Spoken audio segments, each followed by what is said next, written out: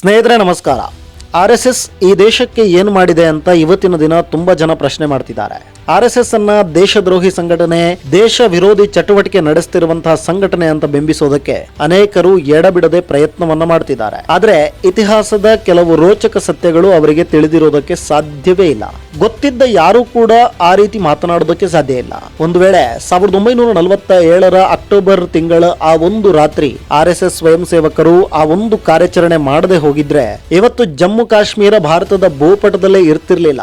ಅಂತಹದೊಂದು ಘಟನೆಯನ್ನ ನಿಮ್ಮೆದುರುಗಡೆ ಬಿಚ್ಚಿಡ್ತೀನಿ. ಅದಕ್ಕೂ ಮೊದಲು ನೀವಿನ್ನು ನಮ್ಮ ಚಾನೆಲ್ ಅನ್ನು ಸಬ್ಸ್ಕ್ರೈಬ್ ಮಾಡಿಲ್ಲ ಅಂದ್ರೆ ಈ ಕೂಡಲೇ ಸಬ್ಸ್ಕ್ರೈಬ್ ಮಾಡಿ ಹಾಗೂ ಪಕ್ಕದಲ್ಲಿರುವ ಬೆಲ್ ಐಕಾನ್ ಅನ್ನು ಕ್ಲಿಕ್ ಮಾಡಿ. ಸ್ನೇಹಿತರೆ, ಸಮಯ 1947 ಅಕ್ಟೋಬರ್ ತಿಂಗಳು. ಭಾರತಕ್ಕೆ ಆಗಷ್ಟೇ ಸ್ವಾತಂತ್ರ್ಯ ಸಿಕ್ಕು ಕೇವಲ 2 ತಿಂಗಳಾಗಿತ್ತಷ್ಟೇ. ಜಮ್ಮು ಮತ್ತು ಕಾಶ್ಮೀರದ ಮಹಾರಾಜ ಹರಿಸಿಂಗ್ ಅವರು ಭಾರತದೊಂದಿಗೆ ವಿಲೀನವಾಗುವುದಕ್ಕೆ ಇನ್ನೂ ನಿರ್ಧಾರವನ್ನ ತೆಗೆದುಕೊಂಡಿರಲಿಲ್ಲ. ಇದನ್ನೇ ಕಾಯುತ್ತಿದ್ದ ಪಾಕಿಸ್ತಾನ ಅಕ್ಟೋಬರ್ 22ರಂದು ಸಾವಿರಾರು ಸಶಸ್ತ್ರ ಕಬಾಲಿ ಆಕ್ರಮಣಕಾರರನ್ನ ಕಾಶ್ಮೀರದ ಒಳಗೆ ನುಗ್ಗಿಸಿತು.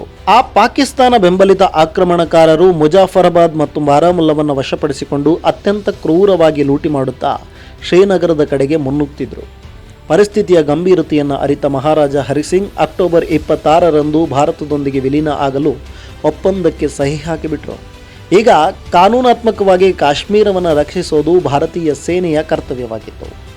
ಆದರೆ ಭಾರತೀಯ ಸೇನೆಗೆ ಕಾಶ್ಮೀರ ತಲುಪಲು ಇದ್ದಿದ್ದು ಅದು ಒಂದೇ ದಾರಿ, ಅದು ವೈಮಾನಿಕ ಮಾರ್ಗ. ಯಾಕಂದರೆ ರಸ್ತೆ ಮಾರ್ಗಗಳೆಲ್ಲವೂ ಕೂಡ ಆಕ್ರಮಣಕಾರರ ವಶವಾಗಿದ್ದವು. ದೆಹಲಿಯಿಂದ ಭಾರತೀಯ ಸೈನಿಕರನ್ನು ಹೊತ್ತ ಡಕೋಟಾ ವಿಮಾನಗಳು ಶ್ರೀನಗರದಲ್ಲಿ ಇಳಿಯಲೇಬೇಕಿತ್ತು. ಆದರೆ ಶ್ರೀನಗರದಲ್ಲಿ ಇದ್ದ ಏಕೈಕ ಕಚ್ಚಾ ವಿಮಾನ ನಿಲ್ದಾಣದ ರನ್ವೇ ಸಂಪೂರ್ಣವಾಗಿ ಹಾನಿಗೊಳಗಾಗಿತ್ತು. ಅಲ್ಲಿ ವಿಮಾನ ಇಳಿಸೋದು ಕೂಡ ಅಸಾಧ್ಯವಾದ ಪರಿಸ್ಥಿತಿ ಇತ್ತು. ಅಕ್ಟೋಬರ್ 26ರ ಸಂಜೆ ಕಾಶ್ಮೀರದ ಪ್ರಧಾನಿ ಮೆಹರ್ ಚಂದ್ ಮಹಾಜನ್ ರನ್ವೇಯನ್ನು ಸರಿಪಡಿಸೋದಕ್ಕೆ RSS ಮುಖಂಡರ ಸಹಾಯವನ್ನು ಕೋರಿದ್ರು. ದೆಹಲಿಯಿಂದ ಅಂದು ಸೇನೆಯ ಮೊದಲ ವಿಮಾನ ಹೊರಡುವುದಕ್ಕೆ ಕೇವಲ 7 ಗಂಟೆಗಳು ಮಾತ್ರ ಬಾಕಿ ಇತ್ತು. ಅಕ್ಟೋಬರ್ 26ರ ತಡರಾತ್ರಿ ಆ ಭೀಕರ ಚಳಿಯಲ್ಲಿ ಕೇವಲ ಒಂದು ಕರೆಯ ಮೇರೆಗೆ ಸುಮಾರು 300ರಿಂದ 350 RSS ಸ್ವಯಂ ಸೇವಕರು ಶ್ರೀನಗರ ಏರ್ಪೋರ್ಟ್ಗೆ ಧಾವಿಸಿ ಬಂದರು. ಅಲ್ಲಿ ಯಾವುದೇ JCB ಯಂತ್ರವಿರಲಿಲ್ಲ, ಆಧುನಿಕ ಯಂತ್ರಗಳಂತೂ ಇರಲೇ ಇಲ್ಲ. ಇದ್ದದ್ದು ಕೇವಲ ಪಿಕ್ಕಾಸಿ, ಸಲಿಕೆ ಮತ್ತು ಬುಟ್ಟಿಗಳು. ಸ್ವಯಂ ಸೇವಕರು ತಮ್ಮ ಬರಿಗೈಗಳಿಂದಲೇ ರನ್ವೇ ಮೇಲಿದ್ದ ದೊಡ್ಡ ದೊಡ್ಡ ಗುಂಡಿಗಳನ್ನು ಮುಚ್ಚಿದ್ರು, ಕಲ್ಲುಗಳನ್ನು ಸರಿಸಿದ್ರು, ಮಣ್ಣನ್ನು ಸಮತಟ್ಟು ಮಾಡಿದರು. ಪ್ರಾಣದ ಹಂಗು ತೊರೆದು ಇಡೀ ರಾತ್ರಿ ನಿದ್ದೆ ಇಲ್ಲದೆ ರನ್ವೇಯನ್ನು ಸರಿಪಡಿಸಿದ್ದು RSS ಸ್ವಯಂ ಸೇವಕರು. ಪರಿಣಾಮವಾಗಿ ಅಕ್ಟೋಬರ್ 27ರ ಮುಂಜಾನೆ 8:30ರ ಸುಮಾರು ಇಡೀ ದೇಶವೇ ಉಸಿರು ಬಿಗಿ ಹಿಡಿದು ಕಾಯುತ್ತಿದ್ದ ಆ ಕ್ಷಣ ಬಂದೇ ಬಿಡ್ತು. ಲೆಫ್ಟಿನೆಂಟ್ ಕರ್ನಲ್ DR ರಾಯ್ ನೇತೃತ್ವದ ಭಾರತೀಯ ಸೇನೆಯ ಮೊದಲ ಡಕೋಟಾ ವಿಮಾನ ಆ ರನ್ವೇ ಮೇಲೆ ಸುರಕ್ಷಿತವಾಗಿ ಲ್ಯಾಂಡ್ ಆಯಿತು. ಅಂದು ಒಂದಲ್ಲ ಎರಡಲ್ಲ ಒಟ್ಟು 28 ಡಕೋಟಾ ವಿಮಾನಗಳು ಸೈನಿಕರು ಮತ್ತು ಯುದ್ಧ ಸಾಮಗ್ರಿಗಳನ್ನು ಹೊತ್ತು ಅಲ್ಲಿ ಇಳಿದವು.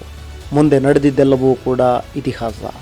ಸ್ನೇಹಿತರೆ, ಇವತ್ತು ನಾವು ಎಲ್ಲೋ ಕೂತು ಸುಮ್ಮನೆ RSS ದೇಶ ವಿರೋಧಿ ಚಟುವಟಿಕೆ ನಡೆಸ್ತಾ ಇದೆ, ರಿಜಿಸ್ಟರ್ ಆಗಿಲ್ಲ, ಅದಾಗಿಲ್ಲ, ಇದಾಗಿಲ್ಲ ಅಂತ ಕಮೆಂಟ್ ಮಾಡ್ಬೋದು. ಆದರೆ ಒಂದು ಸಲ ಯೋಚನೆ ಮಾಡಿ ನೋಡಿ, ಒಂದು ವೇಳೆ ಆ ರಾತ್ರಿ 350 ಸ್ವಯಂ ಸೇವಕರು ರನ್ವೇಯನ್ನು ಸರಿಪಡಿಸದೆ ಹೋಗಿದ್ರೆ ಭಾರತೀಯ ಸೇನೆ ಶ್ರೀನಗರ ತಲುಪುವುದಕ್ಕೆ ಕನಿಷ್ಠ 2-3 ದಿನ ತಡವಾಗ್ತಿತ್ತು. ಅಷ್ಟರಲ್ಲಿ ಇಡೀ ಶ್ರೀನಗರ ಕಬಾಲಿಗಳ ವಶವಾಗಿ ಇವತ್ತು ಕಾಶ್ಮೀರ ಭಾರತದ ಭಾಗವಾಗಿ ಉಳಿಯುತ್ತಲೇ ಇರಲಿಲ್ವೇನೋ.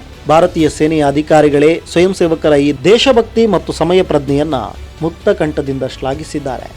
ಹಾಗಾಗಿ RSS ಈ ದೇಶಕ್ಕೆ ಏನು ಮಾಡಿದೆ ಅಂತ ಇನ್ಮುಂದೆ ಯಾರಾದರೂ ಕೇಳಿದರೆ ಅವರಿಗೆ 1947ರ ಅಕ್ಟೋಬರ್ 26ರ ಈ ಇತಿಹಾಸವನ್ನು ನೆನಪಿಸಿ. ಇಂತಹ ಧೀರ ಸ್ವಯಂ ಸೇವಕರ ಶ್ರಮದ ಬಗ್ಗೆ ನಿಮಗೇನನ್ಸುತ್ತೆ ಅನ್ನೋದನ್ನು ಕಮೆಂಟ್ ಮಾಡಿ. ವಿಡಿಯೋ ಇಷ್ಟ ಆಗಿದ್ದರೆ ಲೈಕ್ ಮಾಡಿ, ಶೇರ್ ಮಾಡಿ. ಇಂತಹ ಇಂಟ್ರೆಸ್ಟಿಂಗ್ ಕಂಟೆಂಟ್ಗಳಿಗಾಗಿ ನಮ್ಮ ಚಾನೆಲನ್ನು ಫಾಲೋ ಮಾಡೋದನ್ನು ಮರಿಬೇಡಿ.